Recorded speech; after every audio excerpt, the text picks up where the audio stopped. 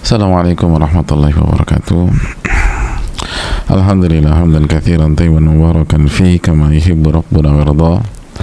Wassalatu wassalamu ala nabiyyina Muhammadin wa ala alihi wa sahbihi wa man sara ala nahjihi bi ihsanin ila yaumil wa ba'd. Hadirin Allah muliakan, marilah kita membuka majelis pada kesempatan kali ini dengan meminta pertolongan kepada Allah Subhanahu wa taala, meminta keberkahan kepadanya dengan menyebut namanya, dan bersyukur kepada Allah Subhanahu wa taala atas segala nikmat dan karunia yang Allah berikan dan Allah limpahkan kepada kita. Di antaranya adalah nikmat iman, nikmat Islam, yang merupakan dua nikmat kunci dalam kehidupan yang fana ini. Dan juga kita bersyukur bahwa Allah memberikan kesempatan kepada kita untuk meningkatkan iman kita dan ketakwaan kita, dan memberikan kita kesempatan untuk belajar dari salah satu yang terbaik, belajar dengan salah satu kitab terbaik. Dan luar biasanya, itu semua gratis. Di bidang mana kita bisa belajar dari yang terbaik itu secara komprehensif, ya, bukan dikasih umpan tapi secara komprehensif dari awal sampai akhir, dan semua free, semua gratis. Dan ini ya taufik yang Allah berikan kepada kita. Kita berikan kesempatan untuk mempelajari salah satu buku terbaik, Riyadhus Shalihin, dari awal sampai ajal. Mungkin kita nggak tahu selesai apa enggak nih, atau sampai selesai jika Allah kasih umur kita dan kesempatan kepada kita. Itu semua gratis. Maka persiapkan diri kita untuk bisa bersyukur kepada Allah Subhanahu wa taala, dan perjuangkan kitab ini agar bisa dipelajari secara istiqomah. Karena mau belajar dengan yang terbaik di bidang manapun, kalau nggak istiqomah percuma. Ada orang mau olahraga terus dia latihan sama PT terbaik di Asia, tapi kalau nggak istiqomah juga percuma, nggak ada gunanya. Datang nanti absen, nanti 2 bulan lagi latihan lagi, absen lagi, 1,5 bulan lagi datang, absen lagi. Mau jadi apa? Makanya ketika Allah kasih taufik kepada kita untuk belajar dengan yang terbaik, maka upaya syaitan agar kita nggak mendapatkan apa-apa, agar kita gagal, salah satunya syaitan buat kita nggak istiqomah. Syaitan buat kita tidak istiqomah, sehingga kayaknya nggak terlalu bermanfaat tuh belajar dengan yang terbaik. Karena butuh keistiqomahan,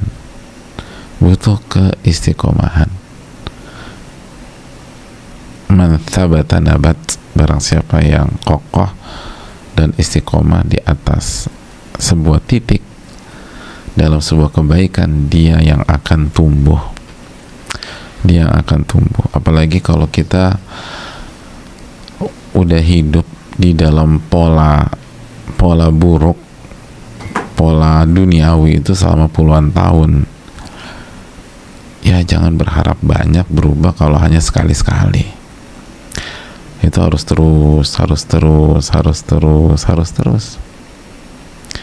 Ini yang perlu kita camkan, ini yang harus perlu kita renungkan. Ada orang pengen sehat, jadi dia memutuskan untuk mengganti goreng-gorengan dengan rebus-rebusan, tapi 2 bulan sekali, ya sama aja. Harus istiqomah. Kalau makan sekali rebusan nggak dan terlalu berhasil.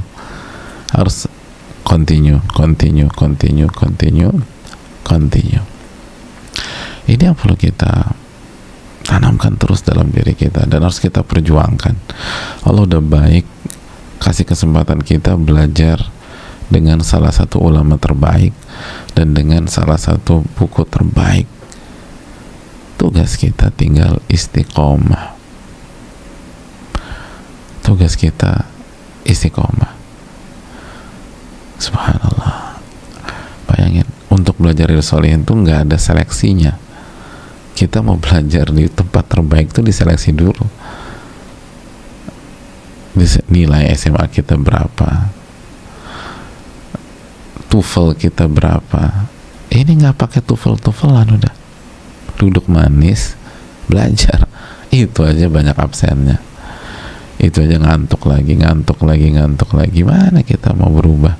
Tapi niatnya pengen surga, pengen firdaus, pengen jadi orang baik, pengen dapat pasangan soleh atau soleha. Ya, pengen dapat pasangan soleha, tidur ketika belajar, gimana? Ini yang perlu kita lagi-lagi evaluasi jamaah sekalian. Karena kalau nggak istiqomah berat, kalau nggak istiqomah itu berat.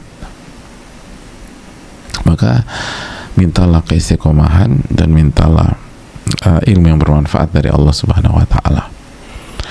Selanjutnya, salawat dan salam semoga senantiasa tercurahkan kepada junjungan kita, Nabi kita Sayyidina Muhammadin sallallahu alaihi wasallam beserta para keluarga, para sahabat dan orang-orang yang istiqomah berjalan di bawah naungan sunnah beliau sampai hari kiamat kelak. Hadirin Allah muliakan, kita akan masuk ke hadis yang ke-7 dari bab muraqabah, merasa diawasi oleh Allah, atau hadis ke-66 dari kitab Riyadhus Shalihin. Mari kita memasuki hadis ini. Berkata Al-Imam An-Nawawi, Al-Imam Yahya bin Sharaf bin Murri bin Hasan bin Husain bin Muhammad Abu Zakaria rahimahullahu ta'ala, semoga Allah merahmati beliau, merahmati seluruh orang yang beliau cintai, keluarga, orang tua, guru, dan semoga Allah merahmati seluruh umat Islam dimanapun berada. Beliau menyampaikan rahimahullah, an Abi Ya'la Shaddad bin Aus radhiyallahu ta'ala anin Nabi sallallahu alaihi wasallam, dari Abu Ya'la. Abu Ya'la ada sebuah kunyah dari Shaddad bin Aus, bahwa Nabi SAW bersabda, al-kayyisu man dana nafsahu wa amila lima ba'dal maut. Orang yang cerdik adalah orang yang menghisap dirinya dan beramal untuk bekal setelah mati. Wal ajizu man atba'a nafsahu hawaha. Dan orang yang lemah adalah orang yang mengikuti nafsunya. Jadi jiwanya itu followers bagi nafsunya dan banyak berangan-angan kepada Allah.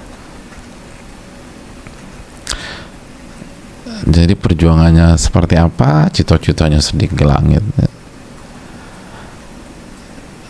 Itu yang perlu, itu orang yang cerdas dan orang yang lemah. Hadis yang dikeluarkan Imam Tirmidzi, dan beliau katakan hadis ini hasan. Dan hadis ini sekilas info diperselisihkan oleh para ulama. Ada yang memvalidkan, ada yang melemahkan. Dan diantara yang memvalidkan Al-Imam Tirmidzi, Al-Imam Nawawi, dan sebagian ulama yang lain. Dan yang melemahkan seperti Syalbani dan para ulama yang lain.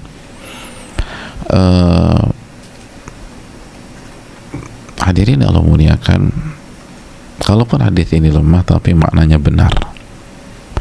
Dan ada hal menarik, Al-Imam Syekh Abdul Aziz bin Baz pernah ditanya tentang hadis ini. Kata beliau, saya pribadi belum meneliti secara komprehensif, tetapi Imam Nawawi yataharra, sudah meneliti hadis ini.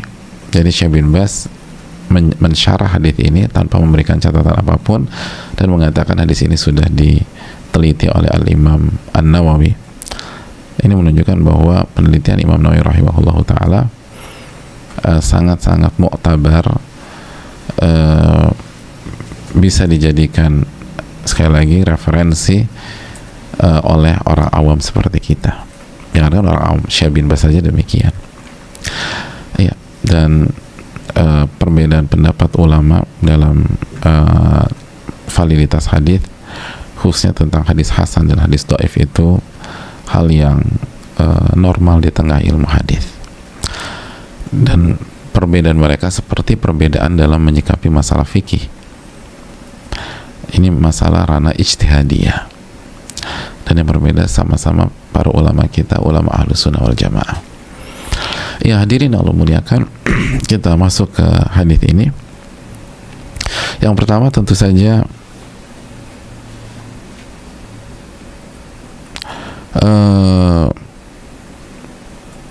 perawi dari sahabat Shaddad bin Aus, karena kita belum kenalan dengan sosok ini nih, baru pertama kali berjumpa dengan beliau di kitab Riyadhus Shalihin. Shaddad bin Aus itu seorang dari kaum Ansar, dari Khazraj. Nama beliau itu Shaddad bin Aus bin Thabit bin Munzir bin Haram. Dari beliau orang Madinah, Ansari ini beliau nih, bukan Muhajirin tapi Ansari, dari suku Khazraj. Dan beliau adalah keponakan dari Hasan bin Thabit. Siapa lagi tuh Ustaz Hasan bin Thabit? Hasan bin Thabit itu penyair Rasulullah SAW. Jadi penyair jago banget dan andalannya Rasul SAW. Nah, Shaddad bin Aus ini keponakan Hasan bin Thabit. Dan hadirin Allah muliakan, dan beliau, jangan dipikir keponakan Hasan bin Thabit terus anak-anak kemarin sore, enggak. Beliau salah satu tokoh sahabat Nabi SAW dan orang-orang mulia, elitnya para sahabat Nabi SAW, ulamanya para sahabat Nabi SAW. Dan bukan hanya beliau, tetapi ayah beliau pun juga sahabat Nabi SAW. Jadi bapaknya juga, jadi Aus itu juga sahabat Nabi SAW. Makanya zaman sekarang ini kita ini berjuang agar istiqomah bukan hanya untuk diri kita, tapi untuk anak-anak kita. Maka Shaddad jadi salah satu tokoh dan pembesar. Dan hadirin Allah muliakan, kelebihan Shaddad bin Aus itu Allah berikan dua hal besar dalam dirinya, al-ilm wal-hilm. Ibadah bin Samit, salah satu sahabat radhiyallahu ta'ala an, mengatakan kana Shaddad bin Aus mimman utiyal ilma wal hilma. Shaddad bin Aus itu salah satu sosok yang Allah kasih ilmu dan al-hilm, dan kematangan, kedewasaan. Jadi bukan hanya secara ilmu teori jago, tapi matang orangnya, tenang, nggak gampang terprovok dan seterusnya. Dan rajin banget ibadah, jamaah, rajin banget ibadah, kama kana katsiral ibadah. Shaddad bin Aus ini rajin banget ibadahnya, wal wara', dan wara' banget, takut terhadap dosa, dan takut kepada Allahnya itu besar, takut kepada Allahnya itu besar. Hadirin Allah muliakan, beliau tuh pernah udah ngantuk, udah mau tidur nih jamaah, gitu. Kita tuh udah ngantuk mau tidur, yang kita ingat apa sih? Udah di atas kasur, udah zen, pakai selimut, pakai bantal, yang hobi kipas anginnya dinyalain, udah di level 3, yang pakai AC udah diatur misalnya 21, 22, pokoknya udah enak banget deh. Udah pakai kaos kaki, udah pakai baju tidur yang lembut banget. Terus yang kita ingat apa pada saat itu? Oh, yang kita ingat udah mimpi-mimpi indah, sampai doa aja lupa, udah doa aja lupa. Jangankan Allahumma aslamtu nafsi ilaik bismika amutu ahya aja udah lupa, udah. Jangankan dua ayat terakhir Al-Baqarah, terus qul a'udzu birabbil falaq, qul a'udzu birabbin nas, ini bismika Allahumma amutu ahya lupa. Itu Shaddad bin Aus, itu udah mau tidur, udah rebahan, beliau ingat gini jamaah, Allahumma inna nara qad halat baini wa baina naum. Ya Allah, neraka telah mencegah aku dari tidur. Gak bisa tidur loh, ingatnya neraka. Ya Allah, lagi ngantuk ingat neraka, subhanallah. Lagi ngantuk, udah mau tidur, ingat neraka. Kita lagi kajian, ingat tidur, masya Allah. Ya Allah, drastis 180 derajat beda udah. Ini kita lagi di taman surga yang diingat bantal, kasur. Oh, ini beliau udah mau tidur dan waktunya tidur, ingat neraka. Terus doa, ya Allah, neraka itu telah membuat saya itu nggak bisa tidur. Tsumma yaqumu fala yazalu yusalli hatta yusbih. Akhirnya beliau bangkit, nggak jadi tidur, lalu beliau sholat lail sampai subuh. Subhanallah, sampai subuh. Makanya Al-Mufaddal bin Ghassan Al-Ghalabi itu mengatakan orang Ansor yang paling zuhud itu ada 3 orang. Orang Ansor, kaum Ansor, Muhajirin dan Ansor, ya. Ansor yang penduduk Madinah, Muhajirin yang berhijrah dari Mekah, atau orang yang berhijrah ke Madinah. Kaum Ansor yang paling zuhud itu ada 3. Yang pertama Abu Darda, yang kedua Shaddad bin Aus, dan yang ketiga Ibu Sa'ad. Jadi Abu Darda, lalu Shaddad bin Aus, sosok kita ini, dan yang ketiga Ibnu Sa'ad. Itu yang perlu kita coba. Dan hadirin, Shaddad bin Aus kan tadi kita katakan hilm banget, dewasa banget, matang banget. Makanya Sa'id bin Abdul Aziz itu pernah mengatakan, fuddila Shaddad bin Aus al-Ansari bi khaslatain. Shaddad bin Aus itu menjadi mulia itu karena dua sisi, kata Sa'id bin Abdul Aziz. Sebagaimana katakan Sa'id bin Abdul Aziz, yang pertama bibayanin idza nataqa, kefasihan bicara beliau. Itu kalau ngejelasin sesuatu jelas sejelas-jelasnya. Kalau bicara fasih. Mungkin faktor gen juga ya kan, beliau ini keponakannya Hasan bin Thabit, penyair andalannya Nabi SAW. Kalau bicara fasih. Yang kedua, wabikadhmin idza ghadib, dan kalau ada yang memancing emosinya dia bisa nahan. Belum bisa, jago banget nahan emosi, nahan amarah. Jadi jago banget nahan amarah, jago banget nahan amarah. Makanya hilm. Makanya dikatakan oleh Ubadah bin Samit kan, bahwa Shaddad bin Aus ini matang banget orangnya, jadi bisa nahan amarah, dan kalau bicara fasih, orang dengar dia bicara enak, jelas, ngerti. Hal yang jelimet-jelimet kalau diterangin sama beliau terurai, dan jago banget nahan amarah. Masya Allah. Dan lihat, beliau yang meriwayatkan hadis ini. Jadi para sahabat itu jamaah, ilmunya tuh bukan teori udah. Apa hadis yang beliau riwayatkan dalam hadis Tirmidzi? Al-kayyisu man dana nafsahu wa amila lima ba'dal maut. Orang yang cerdas, yang cerdik adalah orang yang menghisap atau mengevaluasi dirinya dan beramal untuk setelah kematiannya.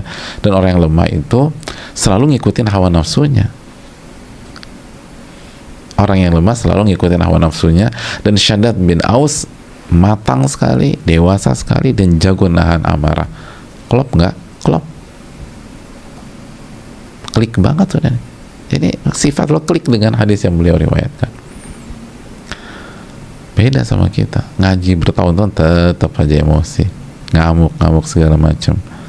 Nah, ini yang harus kita evaluasi keikhlasan kita jamaah. Itulah Shaddad bin Aus radhiyallahu taala anhuma, dan beliau wafat di usia kurang lebih 70-an tahun. Ada yang mengatakan beliau wafat di usia 75 tahun, cukup tua. Ya, Mari kita masuk ke hadis ini jamaah sekalian. Hadirin yang Allah atau semoga Allah muliakan, Nabi kita sallallahu alaihi wasallam dalam hadis Tirmidzi ini menyatakan, al-kayyis man dana nafsahu wa amila lima ba'dal maut. Orang yang cerdik, orang yang cerdas. Dan al-kayyis itu al-aqil. Jadi kalau kita pakai terjemahan letter luck, al-kayyis itu al-aqil, orang yang berakal sehat. Orang yang berakal sehat.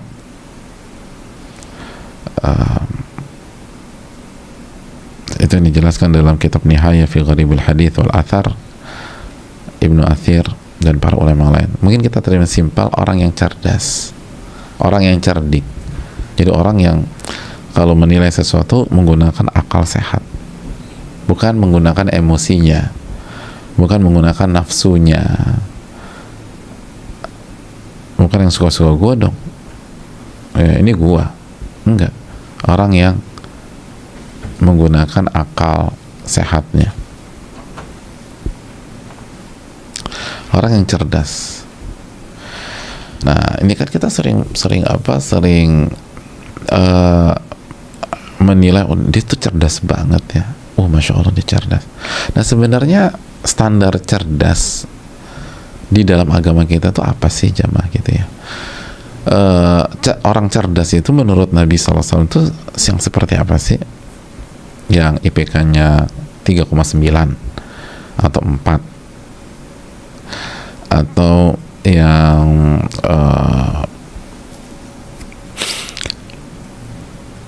nilai matematikanya 10, atau yang keterima di Ivy League atau yang lain. Ya, itu mereka punya kemampuan tanpa diragukan. Tapi orang yang cerdas, yang benar-benar cerdas, kata Nabi SAW, adalah man dana nafsahu wa amila lima ba'dal maut.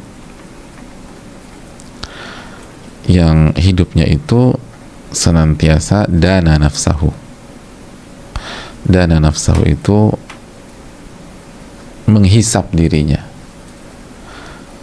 senantiasa mengevaluasi dirinya, senantiasa mengintrospeksi dirinya. Yang hidupnya itu fokus pada dirinya, fokus pada dirinya.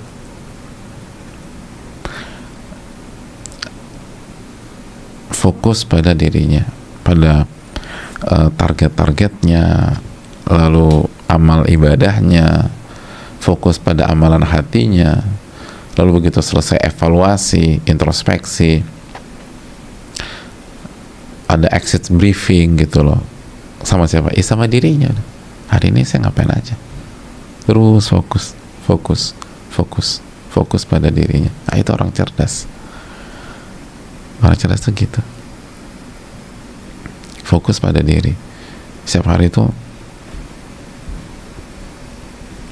mikir, hari ini rencananya mau ngerjain amal soleh apa, terus bagaimana persiapannya, preparationnya gimana, apa yang harus dikerjain. Terus begitu selesai evaluasi, tadi udah benar belum, apa aja missnya, apa aja kekurangannya, apa yang perlu dipertahankan, dan apa yang perlu diperbaiki, apakah ini layak untuk dilanjutkan apa tidak. Terus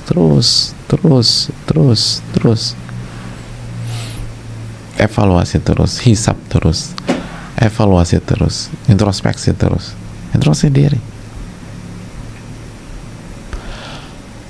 Itu orang yang cerdas, fokus pada diri. Apalagi kita yang baru hijrah, PR kita banyaknya minta ampun hadirin. PR-nya banyaknya luar biasa. PR-nya banyak. Kita nih hijrah di usia berapa? Usia 30 atau usia 25 atau usia 4, apalagi 40. Itu berarti saat kita hijrah di usia 25 atau 30 atau 35 atau 40, berarti PR kita adalah memperbaiki pola yang salah selama 25 tahun. Itu kalau kita hijrah usia 25. Kalau kita hijrah usia 30, berarti PR kita setelah kita hijrah nih, itu memperbaiki pola yang salah selama 30 tahun. Kalau kita hijrah usia 40 tahun, berarti memperbaiki pola yang salah selama 40 tahun. Jadi isunya bukan sebatas apa, kalau misalnya wanita pakai hijab lalu semua selesai. Ini memperbaiki pola. Ya simpel aja lah. Orang yang hijrah misalnya di usia 40 tahun dan selama ini dia terbiasa makan pakai tangan kiri, kira-kira dirubah ke tangan kanan, cukup tuh waktu 1-2 hari? Enggak. Lupa lagi, coba lagi, lupa lagi, coba lagi, lupa lagi, coba lagi. Itu hal-hal sederhana. Makan pakai tangan kiri dirubah ke tangan kanan. Gimana yang 40 tahun karakternya hasad? Gimana yang 40 tahun karakternya hubud dunia?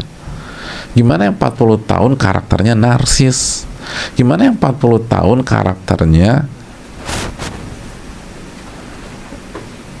cinta pada barang-barang?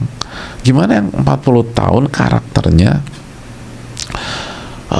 gila pujian, cari panggung dunia? Gimana yang selama 40 tahun nggak pernah baca Quran? Ini PR kita banyak, jemaah sekalian. Makanya orang cerdas itu fokus ke diri sendiri, fokus pada diri sendiri, bukan ribetin hal-hal lain, bukan ribetin hal-hal lain. Nah, yang jadi masalah kita, jemaah sekalian, seringkali justru ngurus orang lain dengan konotasi yang negatif. Kalau ngurus orang lain berkaitan dengan apa namanya, berkaitan dengan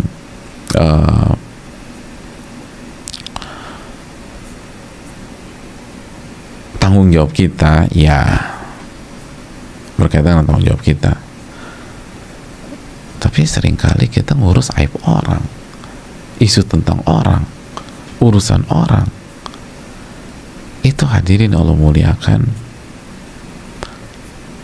salah satu bukti rendahnya kecerdasan kita, rendahnya kecerdasan kita. Nah, kayak begitu deh tuh.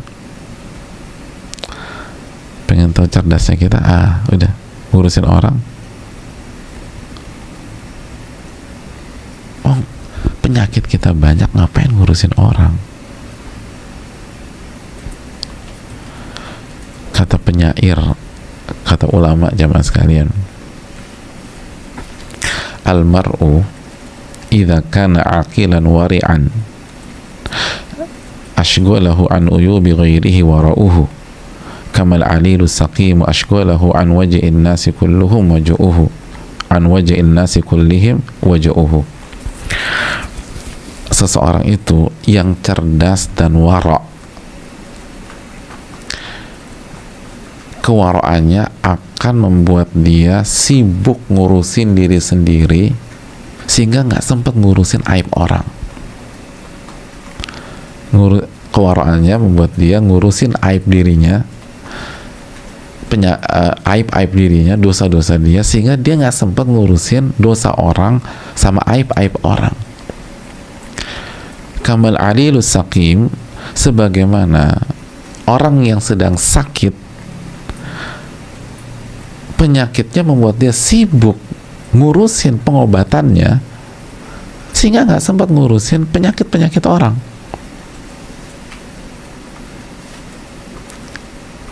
Nggak sempat ngurusin penyakit orang, apalagi komentarin penyakit orang, nggak sempat. Udah ngurusin ngebantu penyakit orang aja nggak sempat, apalagi ngomentarin penyakit orang. Pernah nggak ngelihat orang sakit komentar penyakit orang? Lagi vertigonya kumat, pas mau bangun dari tidur jatuh lagi, vertigonya muter-muter. Pas lagi vertigo,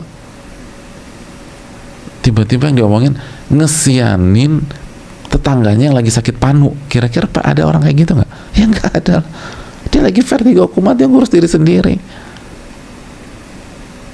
Nggak ngomentarin penyakit kulit tetangganya.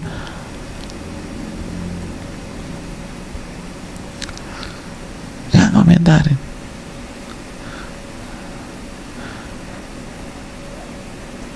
Ada seorang wanita kena kanker payudara, ini mau operasi nih.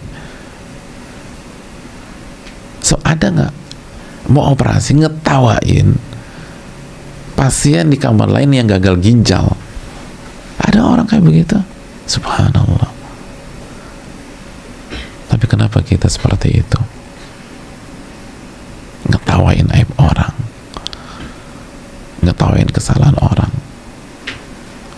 jelek-jelekin orang, ngebahas kekeliruan orang, sedangkan masalah kita aja berantakan. Kita aja nggak benar. Kalau untuk menasehati secara positif silahkan,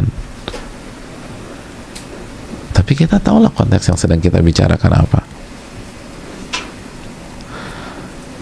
Makanya nggak cerdas sama sekali. Orang cerdas itu ngurus diri sendiri, ngurus diri sendiri. Ngapain ngurusin orang? Anda lagi sakit kok, aib Anda banyak, masalah Anda banyak, masalah Anda banyak.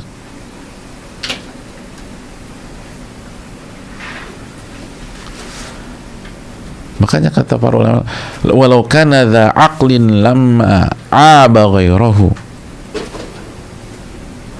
Kalau orang itu berakal sehat, punya akal, bayang kalau dia punya akal, dia nggak akan ngurusin aib orang lain.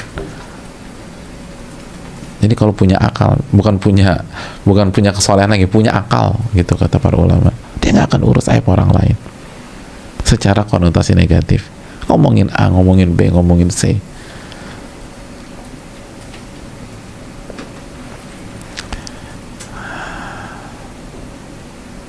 Makanya Abu Asim mengatakan la yadhkurun nas fima yakrahun illa safalatun ladina lahum. Tidak ada orang yang suka membicarakan aib-aib manusia kecuali orang-orang kerdil yang nggak punya agama. Subhanallah. Nggak ada orang yang suka membicarakan aib-aib orang, aib-aib manusia, kesalahan-kesalahan orang, kecuali safalah, orang-orang kerdil, bukan orang-orang berkelas. Orang berkelas nggak mau bicarakan itu. Orang-orang kerdil la dina lahum, nggak ada agama. Artinya emang agama pernah ngajarin kita begitu? Enggak. Kecuali jika ada maslahat, ada dalil yang jelas, ya, dalam tujuan menasehati, amar ma'ruf nahi munkar. Tapi cuma bicarakan segala macam. Agama nggak ngajarkan itu.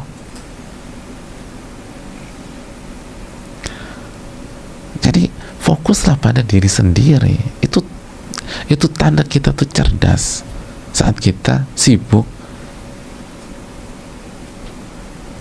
mengevaluasi, mengkaji dan memperbaiki diri kita sendiri. Muhammad bin Sirin rahimahullah, salah satu ulama besar, mengatakan kunna nuhaddithu anna aktsara nasi khataya afraguhum li dzikri khataya nas.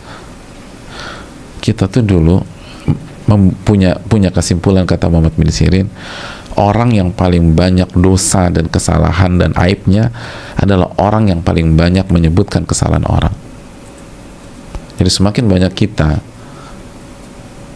membahas, menjelek-jelekan, menceritakan kesalahan-kesalahan orang, kita orang paling banyak dosanya tuh, kita paling banyak kesalahan.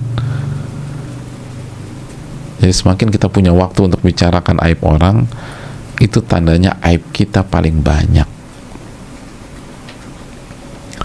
Aib kita paling banyak.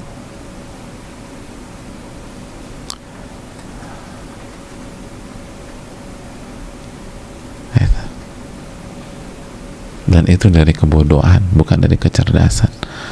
Makanya Aun bin Abdillah rahimahullah mengatakan, la ahsabur rajula yanzuru fi uyubin nas illa min ghaflatin qad ghafalaha an nafsihi. saya tidak melihat ada orang yang jago melihat aib-aib manusia kecuali karena kelalaiannya dalam melihat aib dia sendiri. Ini dalam-dalam ucapan para ulama kita, jamaah. Saya nggak melihat ada orang yang tajam banget ngelihat aib manusia, jadi dilihat, oh itu salah, lihat itu aib, kecuali karena dia lalai, rabun ngelihat aibnya sendiri. Jadi saking rabun yang ngelihat aib sendiri, jadi yang kelihatan aib orang, urusan orang. Subhanallah.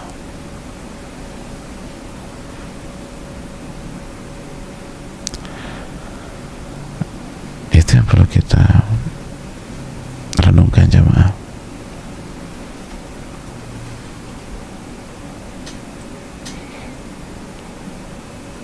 Malik bin Dinar pernah mengatakan, cukuplah seseorang itu berdosa dan tidak menjadi orang soleh, berdosa dan tidak jadi orang soleh, keluar dari komunitas orang soleh.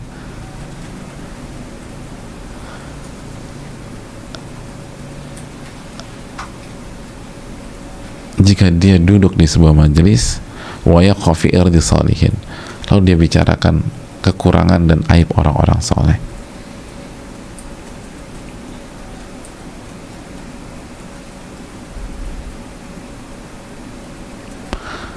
Jadi kalau kita hobi membicarakan aib orang-orang soleh,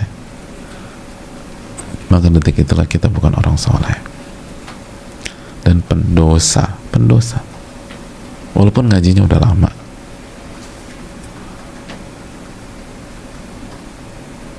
Walaupun aktif di dakwah,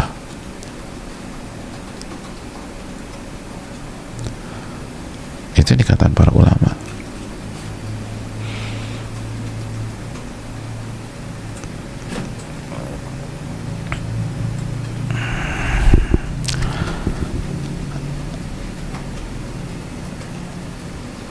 Itu hal yang perlu kita camkan, jamaah,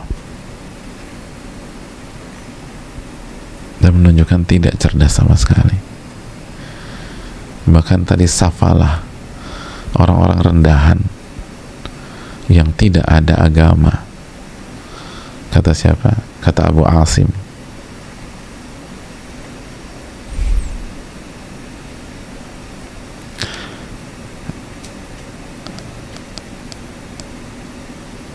Dan hadirin Allah muliakan,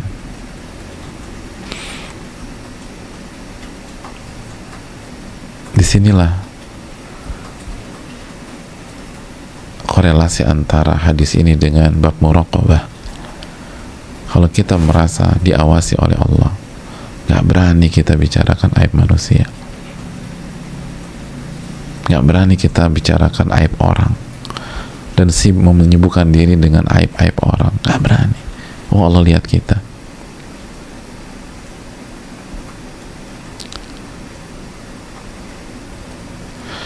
Kita lagi di kelas aja nih, jamaah, kita sekolah di kelas, kalau guru kita depan kita, jangankan bicarakan aib orang, bicarakan hobi kita. Saat kita lagi hobi sepedahan aja nggak berani. Ini guru kita depan kita nih, lagi pelajaran kimia misalnya, guru kita depan kita lagi nyerangin, berani nggak kita ngobrol sepeda depan sama teman kita? Nggak berani. Padahal ngobrol sepeda hukum asalnya mubah-mubah aja. Tapi kalau di depan guru nggak berani kita ngobrolin itu. Apalagi depan guru kimia kita ngobrolin aib guru fisika, ya lebih nggak berani lagi. Orang depan kita guru, kita fokus kimia nih, masya Allah. Ngobrol hal mubah nggak berani kita depan kita guru, apalagi aib orang. Budi, lagi ngapain kamu? Lagi ngomongin aib guru matematika, Bu. Tapi udah jarang ya siswa namanya Budi ya kalau era kita nih. Pokoknya siswa itu ikonnya Budi udah. Budi belajar matematik, Budi belajar kimia, Budi olahraga. sekarang, nggak tahu sekarang ikon siswa itu siapa namanya. Hadirin Allah muliakan, nggak ada Budi bilang lagi bicara aib guru matematika bu, seru, ibu mau ikutan. Gak ada orang bilang demikian. Ini berarti ketika kita nggak fokus pada diri sendiri, justru kita fokus sama orang lain secara konotasi negatif, itu berarti kita tidak memiliki muraqabah, nggak merasa diawasi sama Allah. Makanya hadis, itulah sebabnya kenapa bab muraqabah ini penting, dan ulama mengatakan ini bahan bakar dari berbagai macam amal soleh, induknya amalan-amalan hati.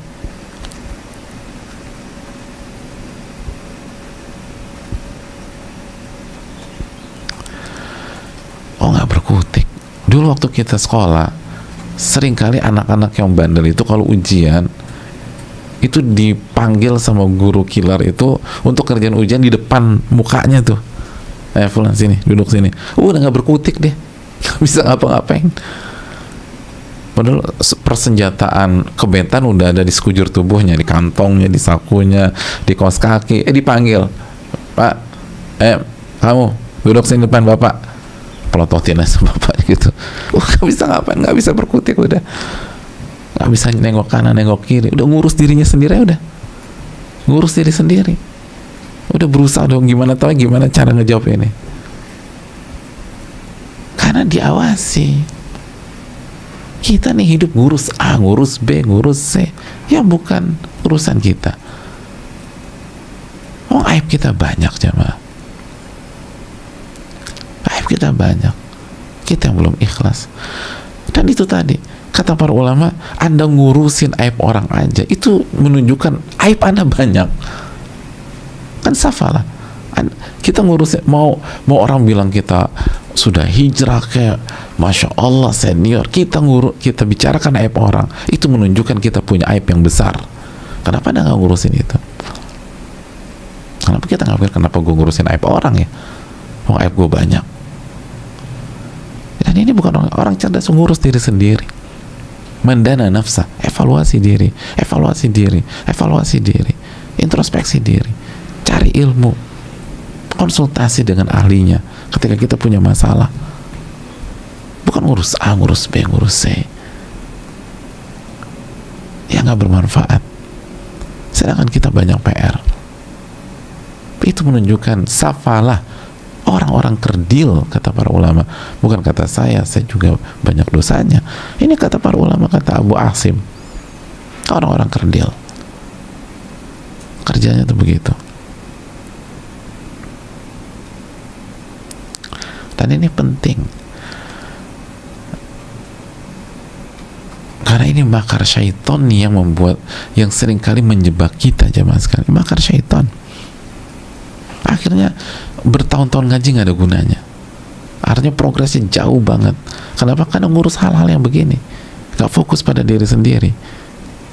Makanya Bakar bin Abdullah rahimahullah menyatakan, idza ra'aitumur rajula muwakkalan bi uyubin nas nasiyan li uyubihi, apabila Anda melihat seseorang yang sibuk ngurusin aib manusia dan lupa terhadap aib-aibnya sendiri, fa'lamu annahu qad mukira bih, ketahuilah dia telah menjadi korban makarnya syaitan.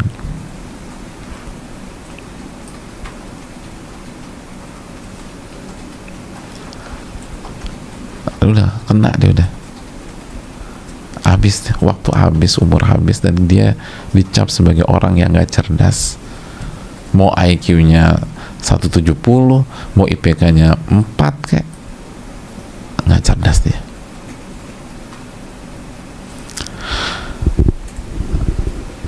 Lalu kita lanjutkan jemaah sekalian. Nah, setelah fokus pada diri sendiri, wa amila lima ba'dal maut, dan berusaha beramal untuk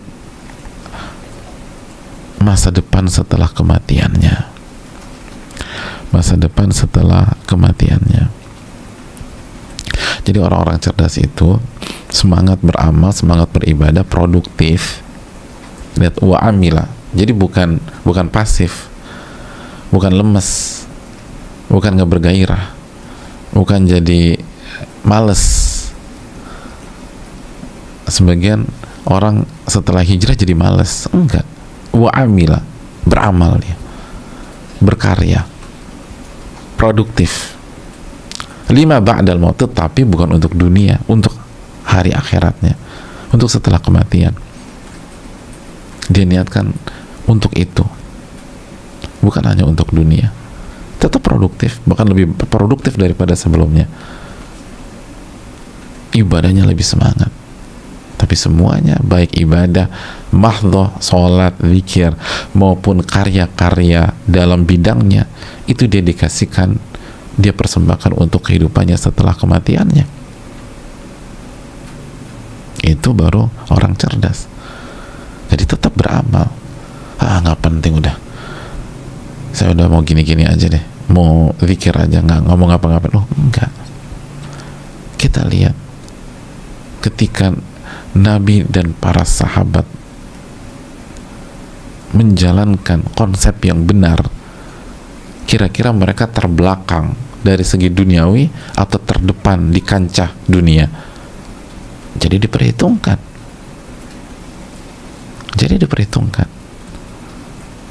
Sampai ke Yaman, ke Syam, ke Afrika Utara, lalu masuk ke Eropa. Tapi semua mereka lakukan itu untuk kehidupan setelah kematian mereka, untuk kehidupan selama. Jadi harus produktif. Tapi untuk kehidupan kematian kita, kehidupan setelah kematian, jangan sampai fokus kita hanya untuk dunia. Allah berfirman dalam surat Asy-Syura ayat 36,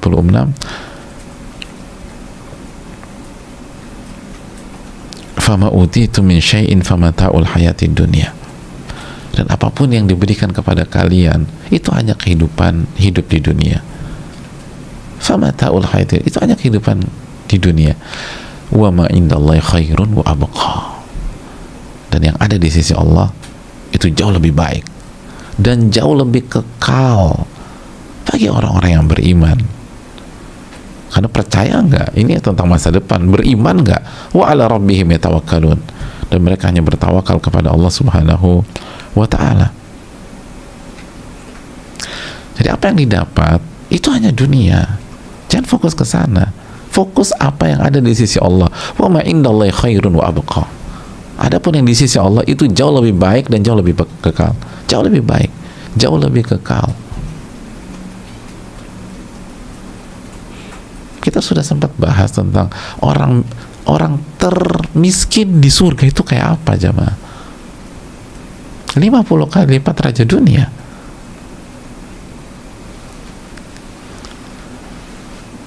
Oleh karena itu, hadirin sekalian, kita dilarang untuk membelalakkan mata melihat harta dunia. Nggak boleh.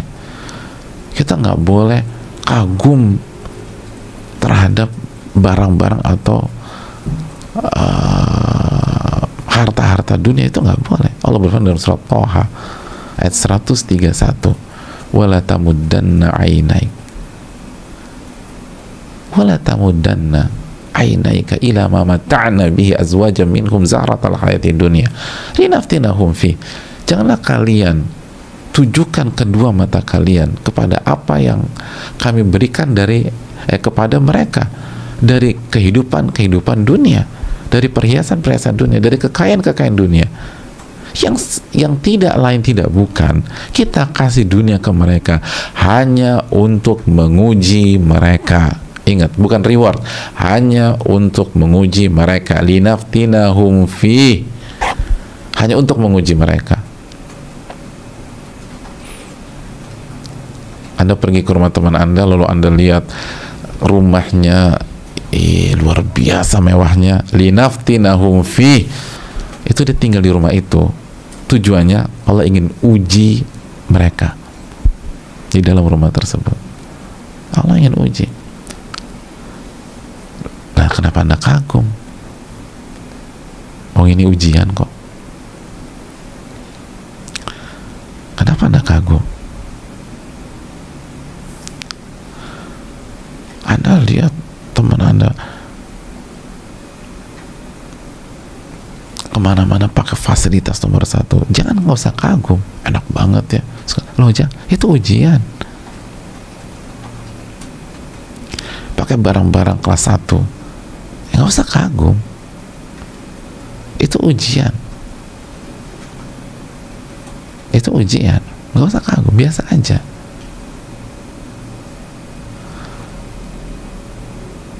Ngeliat teman kita, sahabat kita, sepedanya mahal banget harganya, ya nggak usah kagum, biasa aja. Orang itu ujian. Itu ujian. Bisa bersyukur nggak dia gitu? Bro, lo lihat garasi gua, lo lihat mobilnya luar biasa, lo nggak usah kagum. Oh, itu ujian. Itu ujian. Dia bisa bersyukur nggak? Dan Allah tutup ayat ini dengan firman-Nya apa? Wa rizqu rabbika khairun wa abqa. Dan rizki dari Rabb Anda itu lebih baik dan lebih kekal. Akhirat lebih kekal. Kayaknya harusnya kita lebih semangat lagi untuk ke akhirat. Gila, di dunia aja gini nih, enak banget, apalagi di akhirat. Harusnya gitu pola pikirnya. Oh, semangat nih. Lo mau kemana cepat-cepat banget, Bro? Mau ke masjid. Kenapa? Terinspirasi sama lo. Lo kok bisa? Ya dunia aja kayak begini, apalagi akhirat. Saya mau cari akhirat dulu. Harusnya kan begitu ya. Oh, dunia aja kayak begini, apalagi akhirat. Makanya wa rizqu rabbika khairu wa abqa. Dan rizki Rabb engkau itu lebih baik dan lebih kekal. Jadi cari itu. Cari itu.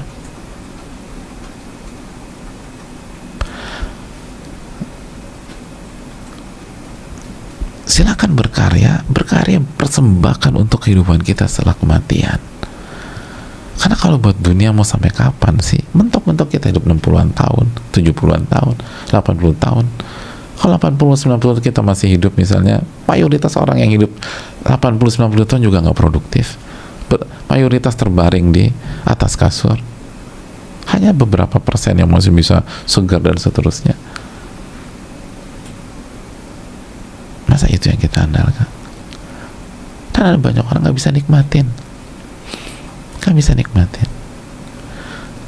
Dan kita lihat betapa banyak ironi terjadi dalam dunia. Ada banyak orang itu kerja habis-habisan untuk cari dunia tanpa mempedulikan kesehatannya. Bahkan dia korbankan waktu istirahat segala macam. Dia nggak peduli kesehatannya. Udah kaya, jatuh sakit.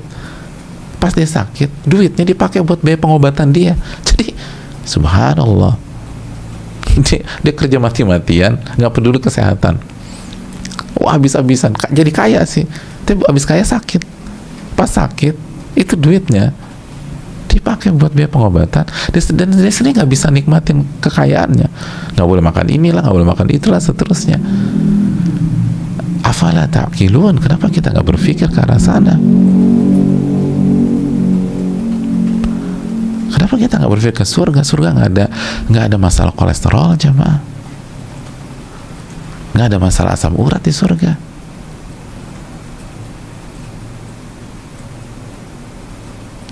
Mau makan aneh-aneh silakan.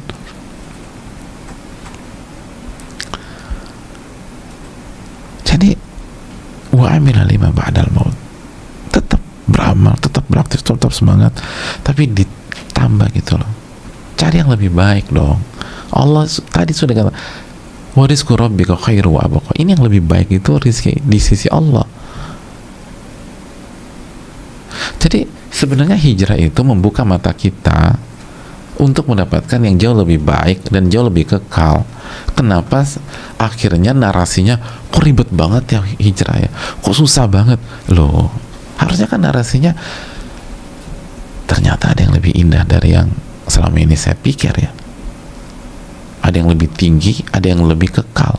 Dan memang yang namanya lebih tinggi, lebih kekal, ya otomatis tantangannya lebih berat. Dan itu nggak perlu diperdebatkan. Semua bidang juga demikian. Semua bidang juga demikian. Semua bidang demikian.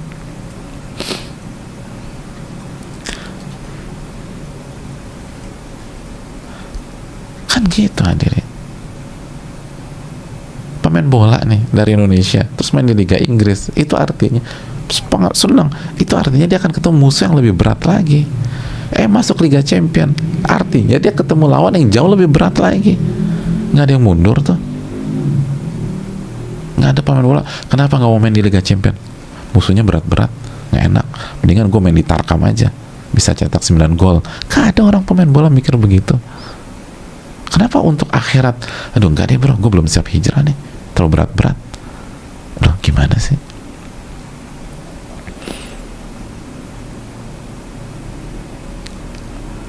Kalau untuk kedudukan di kantor, kenapa nggak jadi ambil? Aduh malas deh, kerjanya berat, mendingan jadi OB aja enak, bisa ngobrol di pantry. Emang ada orang begitu? Orang pengen naik, ada, tapi cuma 1-2 orang. Fitrah manusia akan naik, walaupun dia tahu setiap dia naik level pasti ujiannya jadi lebih berat. Tapi itu konsekuensi, itu wajar, itu hal yang nggak perlu diperdebatkan. Semua demikian. Anakmu kenapa nggak lanjut ke SMP sih, Mbak? Kenapa ngulang lagi dari kelas 1 SD? Dia malas, pelajarannya berat-berat, dia lebih suka ngulang dari kelas 1 SD lagi. Tapi kan udah lulus kelas 6, iya mau ngulang kelas 1, seru katanya, fun gitu main di belajar di SD. Emang ada anak-anak begitu, habis SD naik ke SMP, walaupun kesimpulannya SMP jauh lebih berat daripada SD. Nggak ada anak-anak kita istiqomah di TK. Padahal coba kita jujur, hari-hari yang paling indah itu pas kapan? Pas TK. Ya Allah, enak banget. Kalau bisa abis TK langsung kerja terus jadi CEO gitu, itu kali kita pilih. Cuman main segala macam, ketawa dan sebagainya. Udah habis itu kerja digaji dolar, kan enak. Tapi emang ada begitu? Gak ada. Semua naik. Dan gak ada yang protes tuh. Kenapa kalau bicara akhirat protes? Aduh berat banget. Gue sih gini-gini aja. Jangan fanatik dong kalau beragama. Emang kita gebukin orang enggak. Orang kita cuma nambah ibadah, tauhid kita diperkuat, jangan kesyirikan, dituntut berakhlak mulia, berbuat baik sama orang. Jadi hadirin yang muliakan, itu yang perlu kita renungkan. Dan terakhir, wal ajizu man ittaba'a nafsahu hawaha wa tamanna 'ala Allah. Dan orang-orang yang lemah adalah orang-orang yang mengikuti hawa nafsunya, lalu banyak angan-angan sama Allah. Allah Ghafurur Rahim, Allah tuh Ar-Rahman Ar-Rahim, tapi pola hidupnya nafsu. Jadi orang yang lemah itu orang yang selalu kalah dengan hawa nafsunya, itu lemah. Walaupun six pack, walaupun bicep tricepnya masya Allah,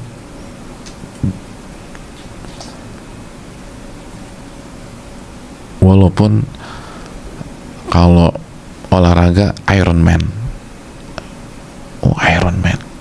tapi kalah terus sama hawa nafsunya, lemah. Kata Nabi dalam hadis ini, lemah.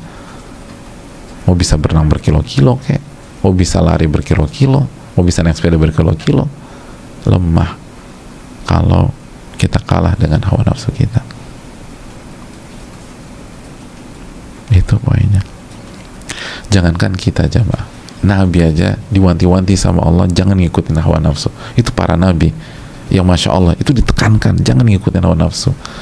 Kita bisa lihat dalam surat Sad ayat 26, ketika Allah Subhanahu wa taala berbicara kepada Nabi Daud, ya Daud,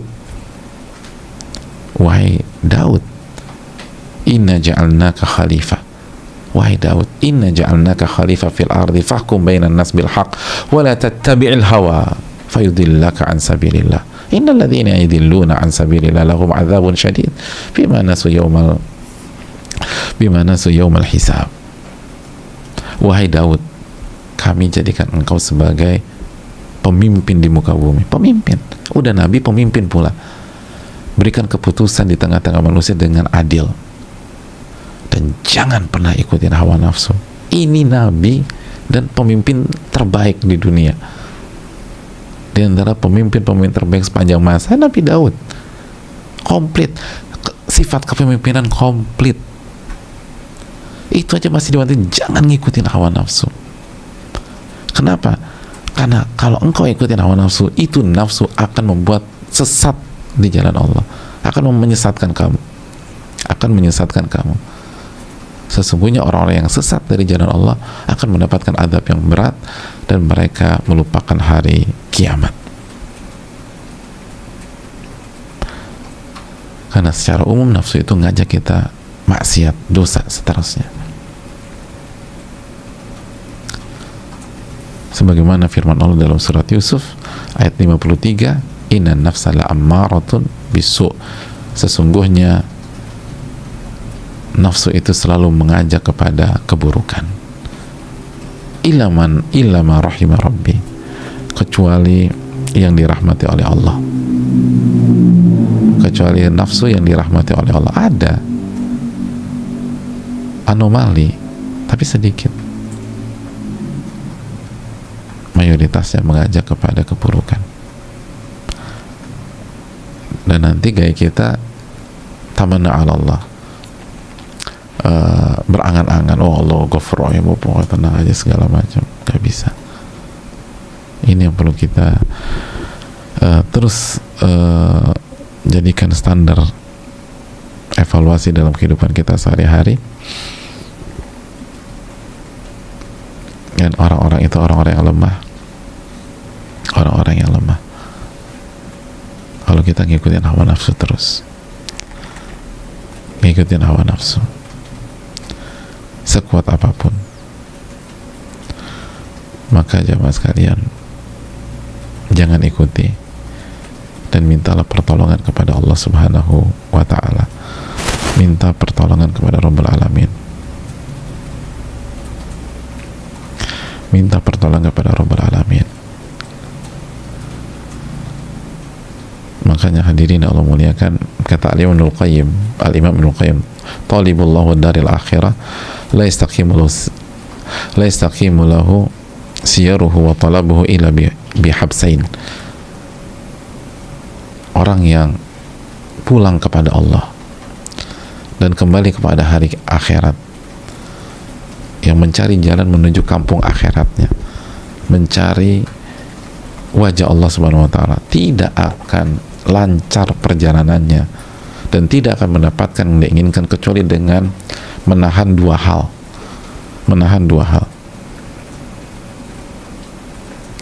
Yang pertama, menahan hatinya dari nafsu-nafsu yang menyerang, agar berpaling dari selain Allah. Jadi nafsu akan berusaha membuat hati kita berpaling dari Allah ke selain Allah. Itu kita harus tahan. Begitu diajak berpaling ke makhluk, ditahan. Wa habsu anil iltifati ila ghairihi. Hati itu harus ditahan agar tidak berpaling kepada selain Allah. Itu harus ditahan. Yang kedua, wa habsu lisanihi amma la yufid, dan menahan lisannya dari bicara hal yang gak bermanfaat.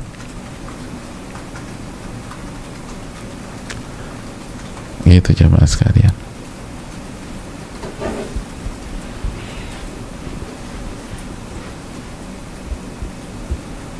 Jadi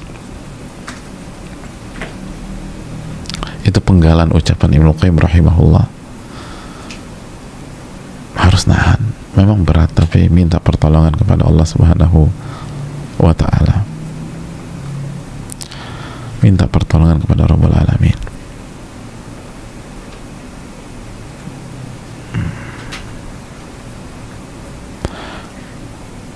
Allah ta'ala alam bisawab. Ini yang bisa disampaikan, semoga bermanfaat.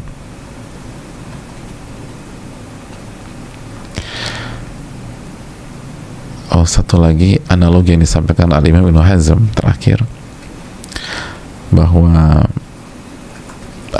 manusia itu secara umum tuh terbagi menjadi dua.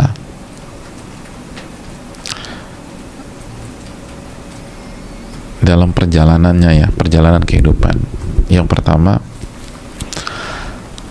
orang yang memilih jalan yang sempit, jalan yang banyak banyak lubang dan seterusnya, yang mungkin buat kita nggak nyaman, tapi jalan itu akan mengantarkan kita pada destinasi yang begitu indah, begitu luar biasa, begitu nyaman.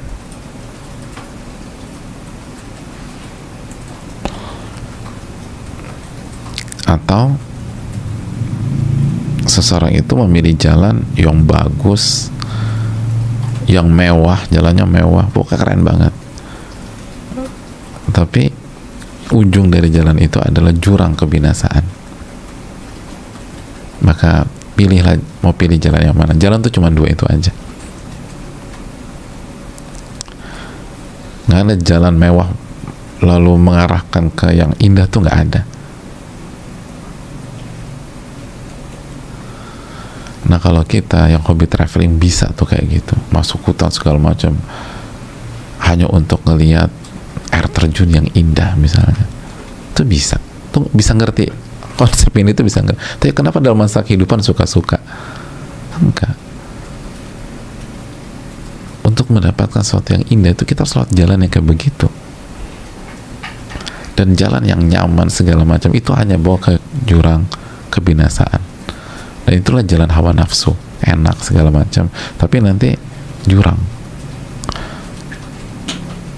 Dan yang pertama jalan hidayah, memang sempit, berat, dibatas-batasi kita, tapi nanti berakhir pada kebahagiaan di dunia dan surga di akhirat. Ini bisa disampaikan, semoga bermanfaat. Simple hadisnya, singkat, tapi maknanya dalam banget. Nah, tinggal kita lihat apakah kita orang cerdas atau orang lemah, gitu aja. Apakah kita orang cerdas atau kita orang lemah. Kita rasa cukup. Semoga bermanfaat dan semoga kita dikasih ilmu yang bukan hanya kita dengar dan kita catat, tapi kita bisa amalkan. Dan semoga Allah Subhanahu wa taala menerima amal ibadah kita dan mengampuni segala khilaf kita. Subhanakallahumma bihamdika asyhadu an la ilaha illa anta astaghfiruka wa atubu ilaik. Assalamualaikum warahmatullahi wabarakatuh.